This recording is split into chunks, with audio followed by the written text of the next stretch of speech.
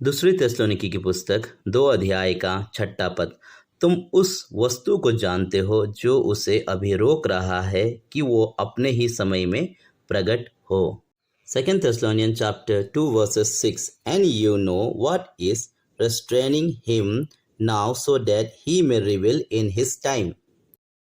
दूसरी थिस्सलुनीकी की पुस्तक 2 अध्याय का 6 पद में जो लिखा है, तुम उस वस्तु को जानते हो जो उसे अभी रोक रहा है कि वो अपने ही समय पर प्रकट हो।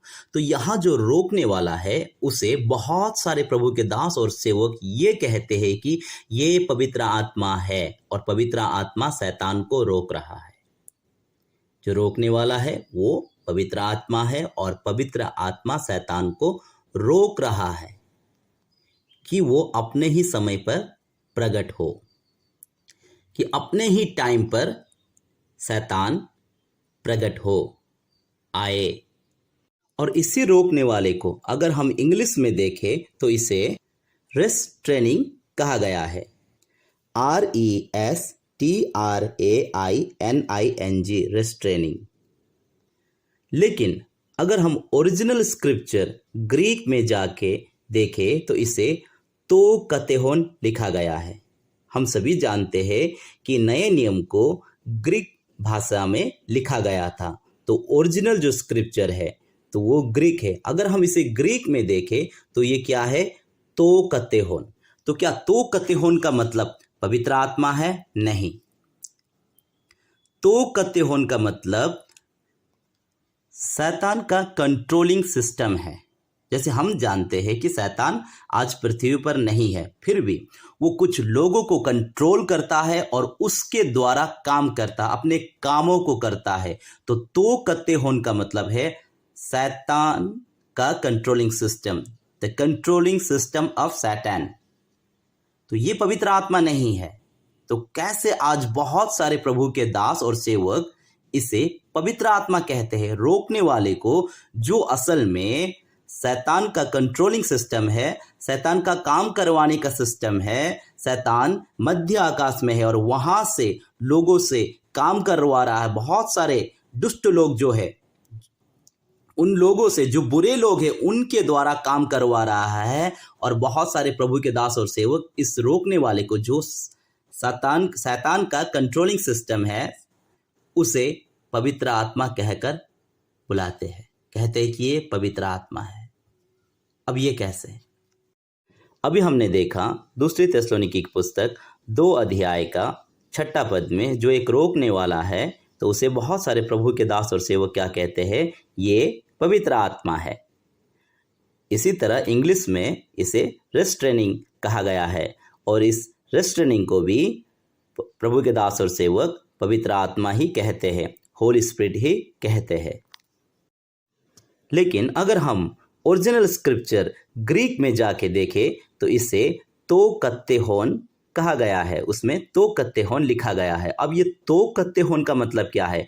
तो कतेहोन का मतलब है कंट्रोलिंग सिस्टम ऑफ सैतान, शैतान का कंट्रोलिंग सिस्टम। इसी कंट्रोलिंग सिस्टम के द्वारा शैतान इस संसार में काम करता है। तो ये क्या है? कंट्रोलिंग सिस्टम ऑफ शैतान है, तो कतेहोन है। ये पवित्र आत्मा नहीं है, ये होली स्पिरिट नहीं है। दूसरी थिस्सलुनीकी की पुस्तक 2 अध्याय का 7वां पद। क्योंकि अधर्म का भेद अब भी कार्य करता जाता है, पर अभी एक रोकने वाला है और जब तक वो दूर ना हो जाए वो रोके रहेगा। 2 Thessalonians chapter 2 verses 7 For the mystery of lawlessness is already at work. Only he who now restrain it will do so until he is out of the way। दूसरी थिस्सलुनीकी की पुस्तक 2 अध्याय का 7वां पद में हमें यहाँ भी एक रोकने वाला मिलता है। लिखा है, पर अभी एक रोकने वाला है। और इस रोकने वाला को भी बहुत सारे प्रभु के दास और सेवक ये कहते हैं कि ये भी पवित्र आत्मा है, ये भी पवित्र आत्मा ही है। और इंग्लिश में इसे रेस्ट्रेन लिखा गया है, RESTRAINS रेस्ट्रेन। अब इस रेस्ट्रेन को भी होली स्पिरिट कहते हैं कि ये होली स्पिरिट है। तो आइए हम देखते हैं क्या ग्रीक में ओरिजिनल स्क्रिप्चर में क्या इसे पवित्र आत्मा या होली स्पिरिट ही बताया गया है या ये कोई और है। अगर हम ओरिजिनल स्क्रिप्चर ग्रीक में देखें तो इसे ओ कत्तेहोन कहा गया है। ओ कत्तेहोन का मतलब शैतान, खुद शैतान। ये भी पवित्र आत्मा नहीं है, ये भी होली स्पिरिट नहीं है। ओ कत्तेहोन का मतलब खुद शैतान ही है। बहुत सारे प्रभु के दास और सेवक जो इस वचन को पवित्र आत्मा कहकर सिखाते हैं, होली स्पिरिट कहकर सिखाते हैं, वे लोग कहते हैं कि जब तक रैप्चर नहीं हो जाता तब तक पवित्र आत्मा यहीं हमारे साथ इस पृथ्वी पर रहेगा, और जब रैप्चर हो जाएगा, जब प्रभु आकर अपने दुल्हन को, अपने ब्राइड को लेकर चले जाएंगे, तो उस समय हम जो प्रभु के दुल्हन है, हम जो प्रभु के ब्राइड है, तो हमारे साथ पवित्र आत्मा होली स्पिरिट को भी उठा लिया जाएगा इस संसार से। तो क्या ये सच है?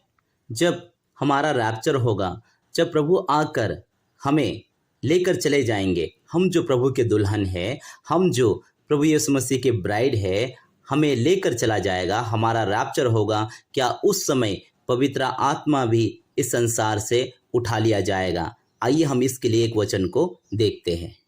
मत्ती की पुस्तक 28 अध्याय का 20वां पद, और उन्हें सब बातें जो मैंने तुम्हें आज्ञा दी है मानना सिखाओ, और देखो मैं जगत के अंत तक सदा तुम्हारे संग रहूंगा। हमें यहाँ एक बात को ध्यान देना है, मैं जगत के अंत तक सदा तुम्हारे संग रहूंगा। तो प्रभु यीशु मसीह कहते हैं कि देखो जो भी बातें मैंने तुम्हें सिखाया है या बताया है, जाकर लोगों को सिखाओ, और चिंता मत करो क्योंकि मैं तो जा रहा हूं, फिर भी मेरा पवित्र आत्मा आएगा और वो सदा तुम्हारे संग रहेगा।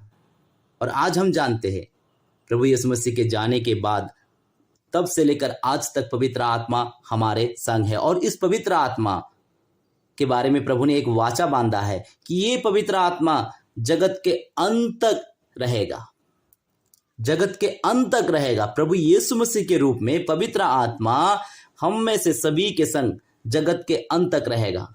जब तक इस जगत का अंत नहीं हो जाता, ये पवित्र आत्मा इस संसार से उठाई नहीं जाएगी। तो कैसे बहुत सारे प्रभु के दास और सेवक कहते हैं कि रैप्चर के समय जब प्रभु आकर अपने दुल्हन को, अपने ब्राइड को लेकर चले जाएंगे, उस समय पवित्र आत्मा उठा लिया जाएगा, उस समय होली स्पिरिट को भी इस संसार से उठा लिया जाएगा। वे लोग कैसे कहते हैं? आइए हम इस वचन को समझने के लिए और एक वचन को पढ़ते हैं। प्रकाशित वाक्य की पुस्तक 7 अध्याय का 13 और 14वां पद। इस पर प्राचीनों में से एक ने मुझसे कहा, यह सफेद वस्त्र पहने हुए कौन है और कहां से आए हैं? मैंने उससे कहा, हे स्वामी, तू ही जानता है। उसने मुझसे कहा, ये वह है जो उस महाक्लेश में से निकलकर आए हैं। उन्होंने अपने वस्त्र मेमने के लहू से धोकर सफेद किए हैं। अब ये जो बड़ा भीड़ है, जिसमें हर एक जाति और हर एक कुल के लोग हैं और हर एक भाषा बोलने वाली की एक बड़ी भीड़ है, जो महाक्लेश में से निकलकर स्वर्ग में पहुंचे हैं। तो बिना पवित्र आत्मा का ये लोग कैसे खड़े रह सकता है? क्योंकि वचन कहता है, इन्होंने अपने वस्त्र को मेमने के लहू से धोकर सफेद किया है। ये लोग प्रभु के लिए मारे जाने वाले लोग हैं। महाक्लेश के समय, ग्रेट ट्रिबुलेशन के समय प्रभु के लिए मारे जाने वाले लोग हैं। अगर रैप्चर के टाइम में ही, रैप्चर के समय में ही अगर पवित्र आत्मा उठा लिया जाएगा, तो फिर महाक्लेश के समय इन्हें कौन अगुवाई कर रहा है? आज जब अनुग्रह का समय है, द डे ऑफ ग्रेस है, बिना पवित्र आत्मा के अगर आज हम नहीं खड़े हो सकते, तो बिना पवित्र आत्मा के ये लोग महाक्लेश में कैसे खड़ा हो सकता है? तो अगर आप ये सिखा रहे हो कि रैप्चर के समय पवित्र आत्मा उठा लिया जाएगा, अगर आपने ये सीखा है कि रैप्चर के समय पवित्र आत्मा होली स्पिरिट उठा लिया जाएगा, तो आप गलती कर रहे हो, आप गलत सिखा रहे हो और आप गलत सीख रहे हो। पवित्र आत्मा आखिर तक रहने वाले हैं। इस जगत के अंत तक पवित्र आत्मा इसी जगत में, इसी संसार में रहने वाला है, और ये मैं नहीं, वचन कहता है। दूसरी थिस्सलुनीकी की पुस्तक 2 अध्याय का 6 पद, तुम उस वस्तु को जानते हो जो उसे अभी रोक रहा है कि वह अपने ही समय में प्रकट हो। तुम उस वस्तु को जानते हो जो आदि से ही कार्य करते आ रहा है ताकि अपने समय में प्रकट हो। तो सबसे पहले हमें जानना है कि ये वस्तु कौन है। ये वस्तु शैतान है। यहाँ पवित्र आत्मा के बारे में नहीं, शैतान के बारे में बताया गया है। शैतान आदि से ही कार्य करते आ रहा है। उसने उत्पत्ति से ही, जेनेसिस से ही अपने काम को करने की शुरुआत की है, और वो पहला काम करता है उत्पत्ति की पुस्तक में, वो ईम और आदम को भटका देता है। ईम और आदम को, जिसे परमेश्वर ने अपने ही स्वरूप और अपने ही समानता में बनाया था, उसे यह कहकर भटका देता है कि अगर तुम इस फल को खाओगे तो तुम परमेश्वर के समान तुल्य बन जाओगे। और वो लोग भटक जाते हैं और उस फल को खा लेते हैं और परमेश्वर से दूर हो जाते हैं। आदि से ही वो अपने कार्य को कर रहा है, बिगनिंग से ही वो अपने काम को कर रहा है, ताकि वो अपने समय में प्रकट हो। और वो प्रकट होगा, वो रिवील होगा अपने समय पर। और परमेश्वर ने उसे 42 महीना का समय दिया है। 42 महीना, 42 मंथ्स दिया गया है शैतान को इस संसार पर राज्य करने के लिए। इसलिए वो आदि से ही अपने कार्य को कर रहा है, ताकि अपने समय में वो प्रकट हो और इस संसार को राज्य करे। ये वचन हमें इस बात को सिखाता है। तब वो अधर्मी प्रकट होगा, शैतान प्रकट होगा, ताकि वो इस संसार पर राज्य करे। और वो 42 महीने तक इस संसार को राज्य करेगा। 3.5 साल, 42 मंथ्स तक वो इस संसार को रूल करेगा, राज्य करेगा। और जब उसका समय खत्म हो जाएगा, प्रभु यीशु मसीह उसके राज्य का नाश कर देगा। ये वचन हमें इस बात को बताता है। दूसरी थिस्सलुनीकी की पुस्तक 2 अध्याय का 6 और 7 में हमें यहाँ पवित्र आत्मा नहीं मिलता। ये पवित्र आत्मा नहीं है। 2 Thessalonians chapter 2 verses 6 and 7 में हमें होली स्पिरिट नहीं मिलता। ये होली स्पिरिट नहीं है, बल्कि ये तो कतेहोन और ओ कतेहोन है। तो कतेहोन मतलब शैतान का कंट्रोलिंग सिस्टम। ओ कतेहोन का मतलब शैतान हिमसेल्फ, खुद शैतान ही।